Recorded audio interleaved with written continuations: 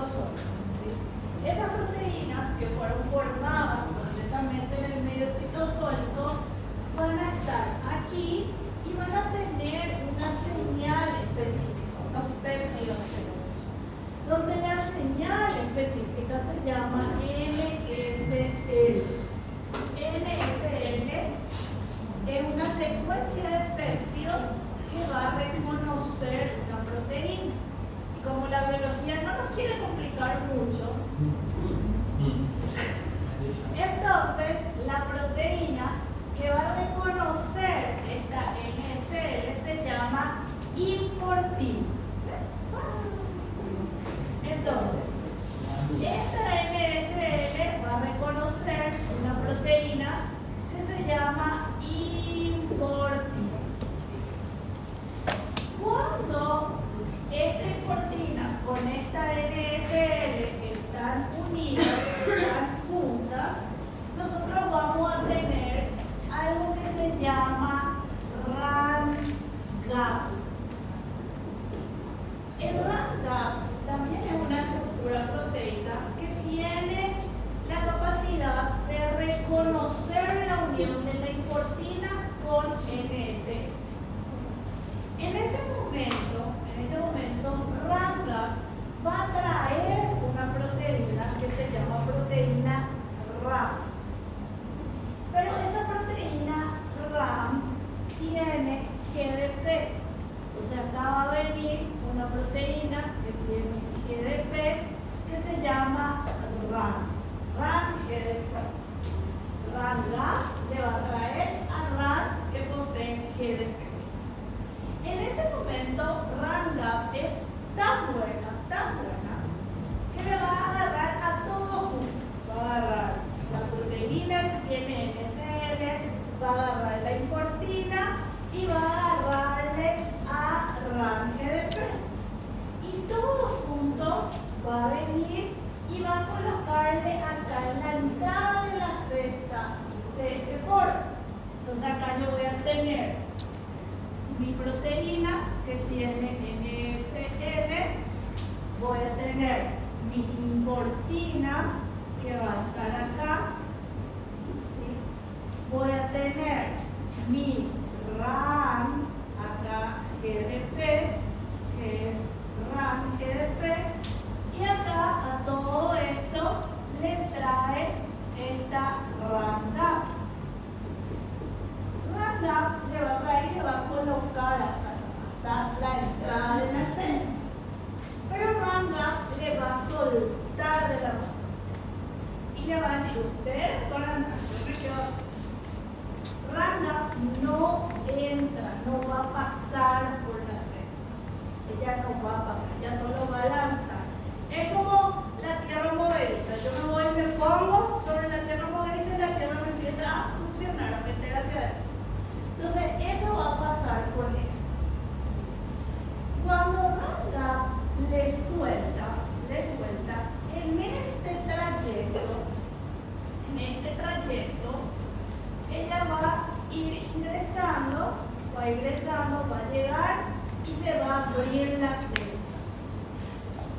Cuando se abre la cesta en este trayecto, se fosforiló esta RAN-GDP. A esa RAN-GDP se le agregó un fósforo. Este RAN-GDP, en ese trayecto, cuando se le agrega un fósforo, es porque ella necesita más fuerza, ¿sí? Necesita más energía para poder romper, hacer esta apertura y ingresar dentro del núcleo. Primero el fosforila, se fosforila en el camino, en ese camino. Cuando ella va entrando, en este trayecto es fosforila. Para que inmediatamente, cuando se abre la cesta, este RAN, que ahora pasa a ser RAN-GDP, haga que se pierda la afinidad que tiene la importina por esa proteína que va ingresando. Entonces, ¿qué va a pasar? Cuando esto se fosforila ingresa, inmediatamente proteína que tiene la señal NSL va a ser liberada, ella va a ser soltada. Y de un lado va a tener mayor afinidad. Ahora, este RAN, que ahora es RAN GTP, pero ella va a estar más fuerte unida a la importina. Entonces ahora va a quedar la fosforilación, entonces lo que hace es aumentar la afinidad de RAN con la importina y disminuir la afinidad que tiene la importina por esta proteína, para que esta proteína sea liberada. Aparte de darle la fuerza de ese proceso de hidrólisis para que ella pueda ingresar. ¿Sí? Cuando ella ingresa y se da que se suelta la proteína que se va a quedar aquí en el núcleo, y esto se queda RAN-GTP en importina. Aquí en la parte nucleoplasmática hay otra proteína RAM. Esa proteína RAM se llama RAN-GEF. El RAN-GEF tiene la capacidad de interactuar con RAN-GTP. Entonces, RAN-GEF le va a adoptar a esto que acaba de ingresar y les va a decir: ustedes no pueden estar acá. Este no es el hábitat para ustedes.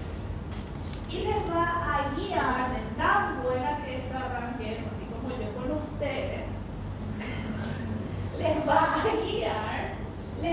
guiar hacia otro polo para indicarle el camino de salida.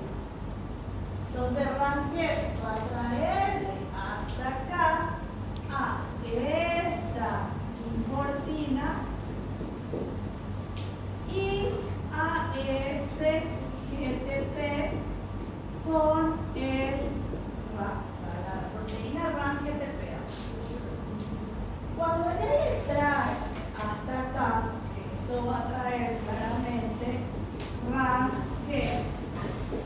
Ella lo que va a hacer, RAN-GEF, sería que le va a impulsar a que ella pase por este polo. ¿Sí? Entonces ella va a enviar en este polo, va a enviar a la importina con este GTP RAM.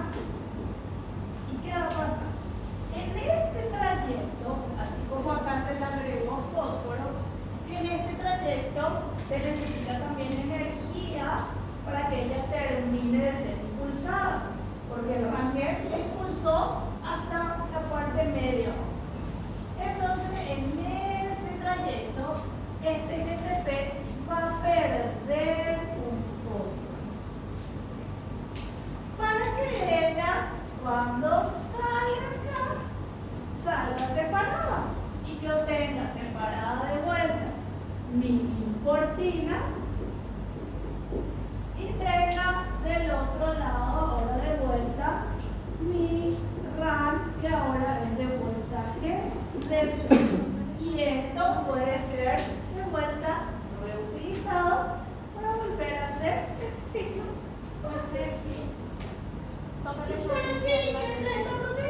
Para que entre tu proteína de los factores de transcripción que activan y inactivan genes, para que entre tu proteína de Palmer, para que entre las 33 y 55 proteínas para formar tu subunidad ribosomales.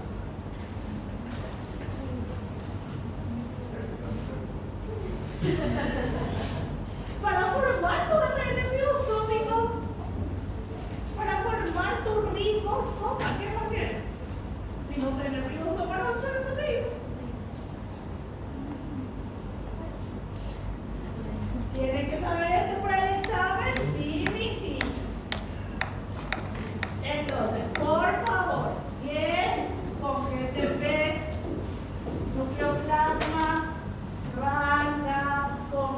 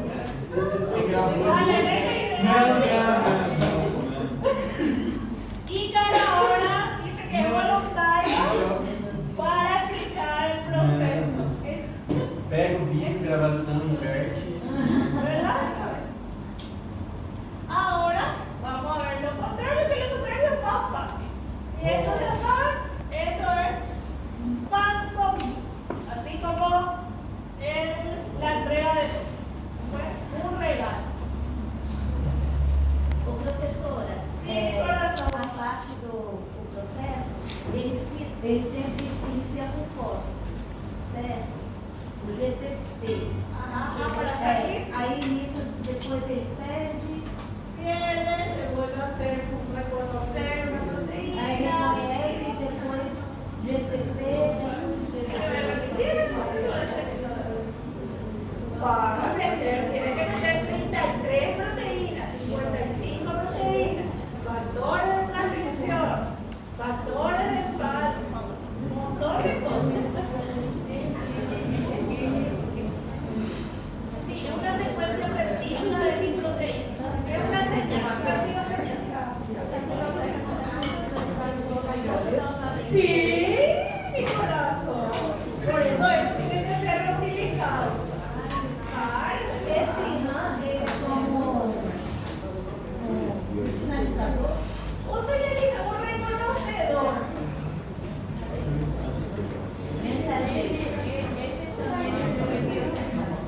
Sí, pero de la importancia. De la importancia.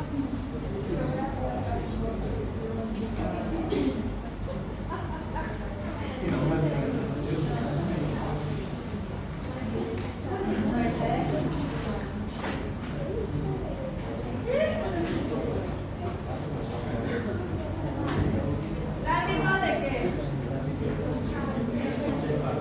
Lágrima, pero como lo dijo al revés. ¿Sí? La única diferencia va a ser que las proteínas que van a tener que salir, en este caso la proteína, va a tener acá una señal que se va a llamar MES. Ese péptido señal es MES y la proteína que va a reconocer esta MES, en vez de ser una exportina, ahora va a ser una exportina.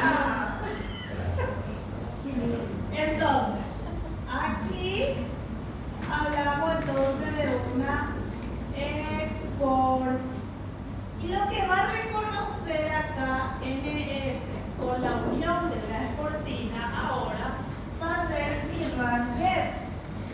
Porque solamente RANGEF está en el medio nucleoplasmático. ¿Sí? Entonces RANGEF va a venir y va a colocar ahora una RAN que va a ser GTP. Y todo esto, la RANGEF va a venir y va a llevar hasta el polo. ¿Sí? Va a traer hasta aquí. Y aquí, cuando trae, esto va a hacer que se abra la cesta. ¿Sí? Y cuando se abre, entonces, lo que va a pasar aquí va a ser la proteína que tiene NS, va a ser claramente la exportina, ¿sí? Y va a ser el RAN que tiene el GT. Cuando esto va a venir para acá en este trayecto, el GTP que le va a pasar se va a desfosforilar, va a perder el fosfato. Entonces, cuando pierde el fosfato, esa proteína va a ser directamente liberada y yo voy a tener de un lado, esa va a ser también una diferencia con el proceso anterior, porque yo voy a tener ya acá de un lado separado la exportina y de otro lado voy a tener esta RAN GDP. Y en este momento, esa RANGAP que está acá, porque acá nosotros tenemos RANGAP, le va a dar a ellas y le va a enviar. Y en este trayecto, ellas van a ingresar por separado, ellas no van a ingresar juntas, ellas van a venir. Y en este trayecto lo que va a pasar es que la exportina va a ingresar otra vez directamente, ella va a entrar a la exportina sola, pero en este trayecto mi RAN GDP sí se va a fosforilar, se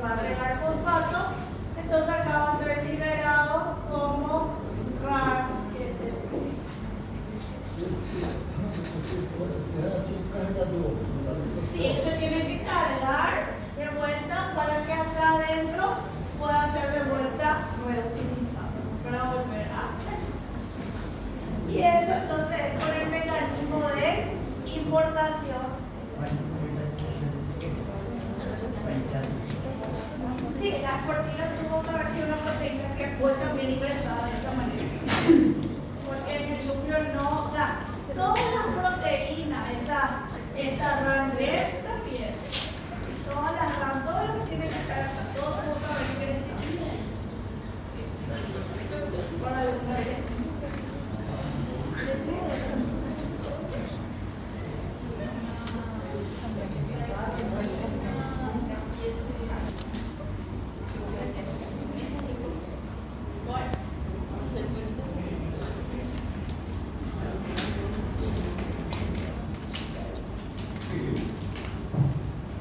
¿qué pasa con los cromosomas? Los cromosomas son las estructuras que van a estar en la matriz nuclear, ¿sí? Que van a estar dentro de nuestro núcleo. Y los cromosomas lo que hacen es tener de forma organizada nuestra molécula de ADN. Los cromosomas tienen una molécula o una estructura, mejor dicho, que la forma. Y esa estructura que forma los cromosomas se llama cromatina. La cromatina es una asociación de proteínas. Yo tengo entonces en mi cromatina, que la cromatina está conformada por ADN más proteínas, donde estas proteínas pueden ser histónicas y no histónicas, ¿sí? De A. Lo que quiere hacer esta cromatina es ordenar a todo el material genético, porque si yo tengo mi material genético suelto, sin estar asociado a las proteínas, va a ser imposible que ella pueda entrar dentro del núcleo. Porque si nosotros tenemos alargada esa cadena de ADN, ella mide más o menos unos 2 metros. Entonces yo necesito empaquetar a esa molécula de ADN. Y la forma en la que empaqueto es a través de la cromatina para generar cromosomas. Estos cromosomas están conformados por 2 cromátidas hermanas. ¿Sí? Esta es una cromátida hermana y esta es otra cromátida hermana. ¿Sí? Ella tiene 2. Esto es conocido como cromátidas hermanas. Donde estas cromátidas hermanas están unidas por una estructura central que se conoce como centrómero. La forma ordenada en la que yo observo los cromosomas, si son 46 cromosomas, yo tengo 22 pares que son somáticos, que me dan 44, ¿sí? Y 2 pares que son los cromosomas sexuales. Entonces, nosotros vamos a tener de forma ordenada, pongamos que este sea un cromosoma 1. Y yo voy a tener al lado ordenado también otro cromosoma 1. Entonces nosotros tenemos dentro de nuestro organismo 2 cromosomas que son homólogos. Si yo tengo en este cromosoma 1 un gen acá, que supongamos es un gen 1, en el mismo lugar, en la misma localización, yo voy a tener el mismo gen 1. Con la única diferencia que este va a pertenecer a nuestra madre y este a nuestro padre. Por eso yo hablo de que los genes tienen 2 alelos, un alelo materno y un alelo paterno. Yo hablo de un gen que puede ser dominante y un gen que puede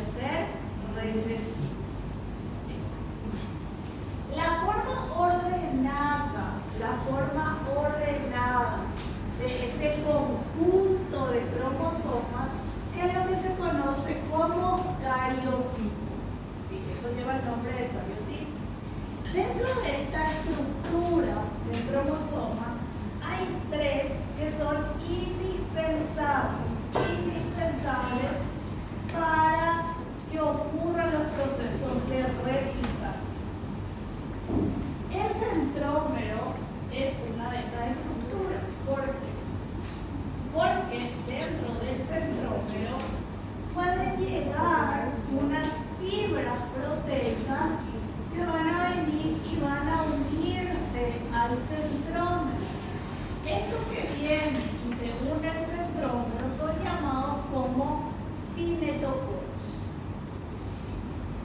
Esos cinetocoros lo que van a hacer es la separación de mis cromatías hermanas para poder hacer los procesos de replicación y las diferentes recombinaciones que van a irse dando en esos procesos de nuevas hebras.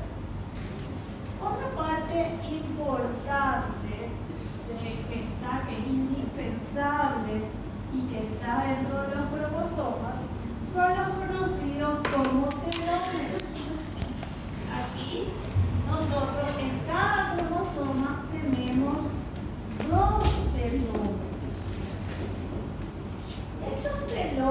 Estos telómeros son secuencias que son repetidas, secuencias de nucleótidos repetidas, donde esas secuencias de nucleótidos son no codificadas. ¿Qué quiere decir eso? Que ellas no están implicadas en formar estructura proteica. Estos telómeros pueden fusionarse de repente con genes de mi ADN y que eso haga que se pierda material genético. Por eso es que los telómeros están muy relacionados con la senescencia, con el envejecimiento. A medida que mis células se van replicando, las secuencias repetidas de nucleótidos que hay en mis telómeros se van a perder. Si hay una célula que se está replicando, se está reproduciendo más que otra, esa va a tener telómero más corto que de otro lugar de mi organismo. Yo puedo tener células que si llegamos a analizar van a tener telómeros más cortos que otras células que tienen menos procesos de mitosis. ¿Sí? Entonces yo no puedo decir que todas las células de mi cuerpo tienen todos mis telómeros que están completos. Algunos o que todos están de la misma manera. Algunos le van a perder 100 nucleótidos y otros tal vez 10 o 20. Porque está vinculado con la cantidad de veces que esa célula se ha dividido. ¿Sí? Por Dios. Entonces, esos telómeros tienen un capuchón que les va a ayudar a protegerse. ¿Sí?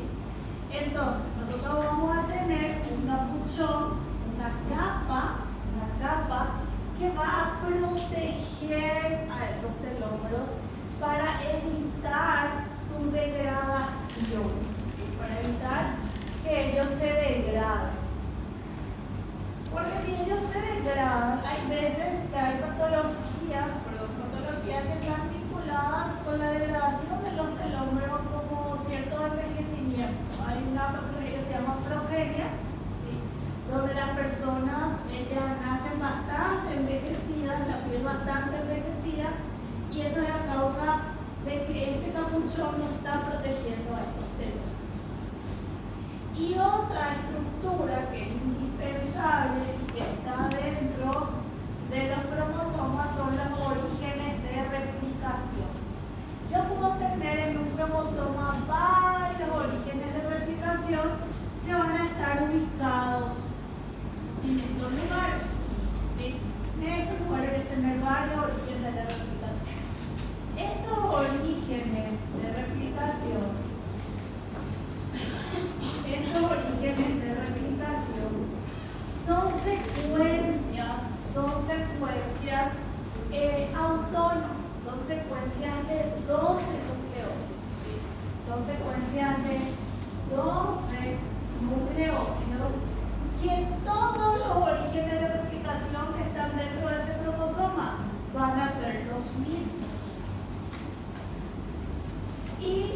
Estos orígenes de replicación son secuencias muy conservadas, muy conservadas.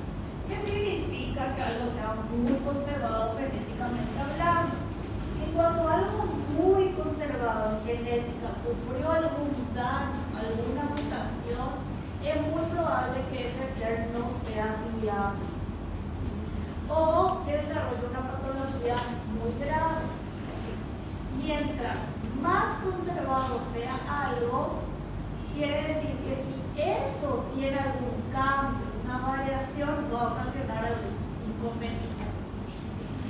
Por eso cuando uno hace estudios bioinformáticos, para saber si esa proteína, ese gen, mejor dicho, que nosotros encontramos una mutación, es el motivo por el cual una persona está desarrollando cierta patología, lo que se hace es comparar esa secuencia y comparar con, por ejemplo, la Drosophila melanogaster, comparar con otros organismos que son utilizados para hacer modificaciones genéticas o ciertas bacterias también que tienen conservación amplia de ese material genético.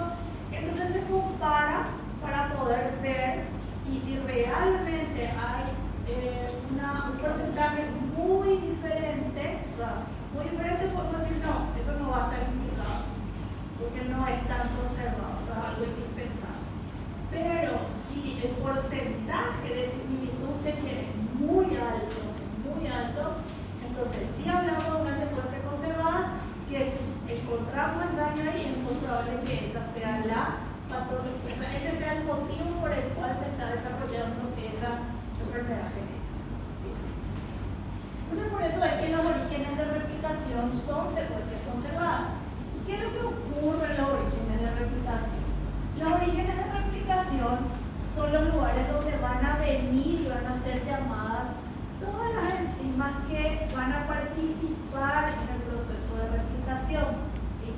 Hay 10 enzimas que van a trabajar en este proceso de replicación. Claramente cuando nosotros veamos replicación vamos a hablar de cada una de ellas. ¿Sí? Ya está la verdad en la cabeza. Pero sepan que hay 2 enzimas que son las que primero van a venir a este origen, que son la topoisomerasa y la hidrolasa. Esas enzimas lo que van a hacer es